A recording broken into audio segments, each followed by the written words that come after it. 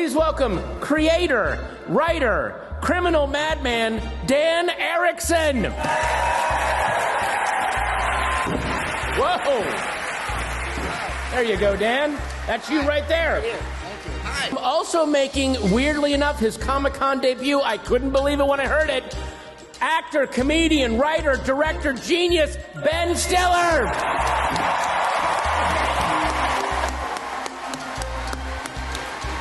Ladies and gentlemen, Britt Lower. Britt Lower, ladies and gentlemen. Actor, comedian, everything, Mr. Adam Scott.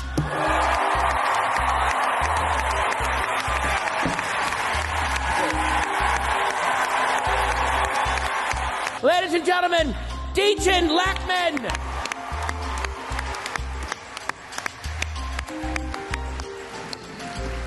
From so many things that you've seen and loved, Jen Tullock. Jen Tullock, ladies and gentlemen.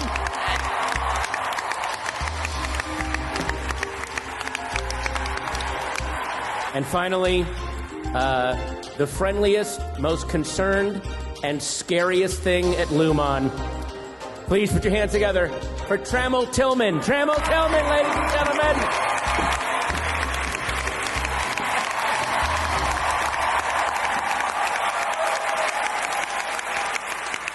The whole thing was just born of my own corporate misery. I was working a string of jobs when I first moved to LA. There were a string of just various weirder and weirder office jobs, and caught myself sort of walking in one day and was like, God, if I could just like skip ahead 8 hours and just be done with this, and I would totally willingly give up that time of my life, you know, that precious time here on Earth. And it was kind of a messed up thing to catch myself wishing for. And so I was like, I think that should be a show.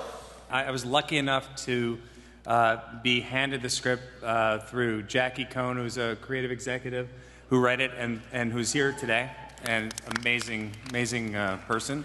And she has great taste, and she read it, and it was this amazing pilot that was a writing sample.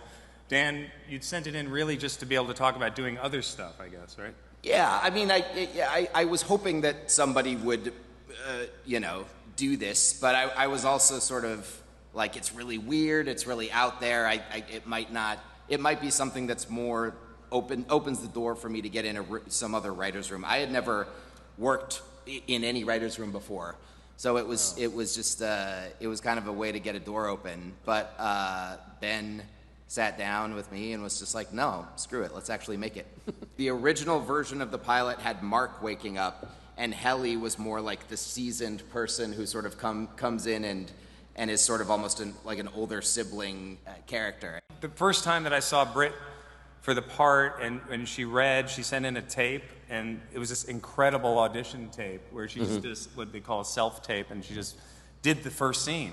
And it was amazing. And I was like, for me, I saw it and I was like, that's it, this is the person. Reading the script, I was like, this is one of the best roles I've ever read, and at least I get to be Helly for today in my bathroom.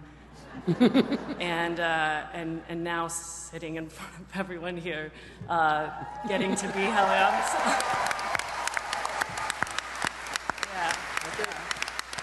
It's very surreal.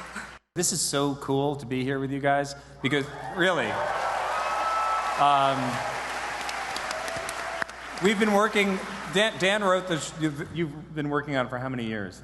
10 years. 10 years, and I read it 5+ years ago, and it's been a long process to get it to this point. And then even when we were making it, we were so happy we were making it, but it was really, at the height of COVID, and we were all in this bubble, as we all have been. And so to actually see that there are real people who love the show and actually enough to come out and want to talk to us and see us. Thank you. This is so exciting for all of us here. Thanks for being connected.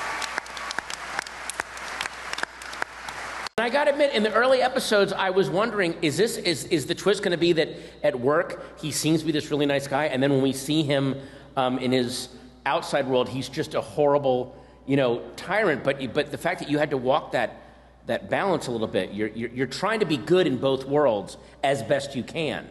Yeah, I think early on when we were kind of just circling it, you know, figuring out how to do it and kind of talking about whether it would be like play it as two completely different characters, or what do we do? And it eventually became, we figured out it was important to Dan and Ben and me that it feel like the same guy, but just like different parts of the same, different halves almost. Like one of them has like 40 odd years of life experience and like sorrow and joy and all the stuff that goes into that. And then the other one's like 2.5 years old. So, so just, you know, it became sort of a math problem of addition and subtraction, like of life experience, kind of going back and forth between the two, because we shot the whole show pretty much at once, jumping around episode to episode. So we needed to kind of figure out how to, you know, what you would do to go back and forth pretty quickly.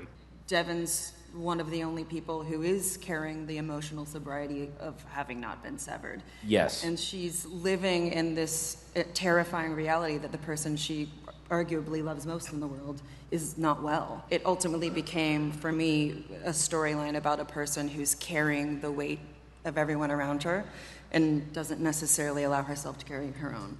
I think it was helpful for me to draw on my experiences working in the myriad of different places that I have.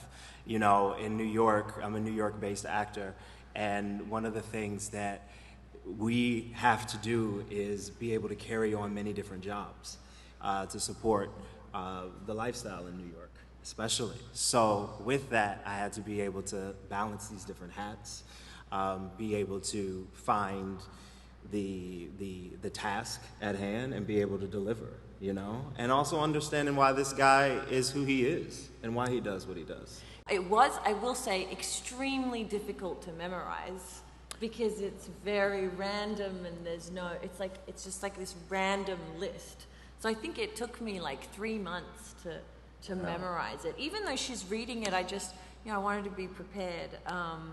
And you never know, like, on set, they would be like, read it, but the eye line needs to be here and the paper's here. So it was like you just had to remember everything just in case. Yeah, I just think it's a really relatable human experience regardless of her gender. She's trapped, she's isolated, and her freedom and autonomy, which are paramount to her, have been taken away. So you see the depths to which she goes to fight for that freedom. So much of the concept of the show is about how much of our memory and our experience, even if it's not conscious, we carry with us and is suppressed. And that was one of the conversations we had a lot with the actors, almost in every scene, was how much of who they are on the outside is informing what's going on with their innie, even if they're not conscious of it.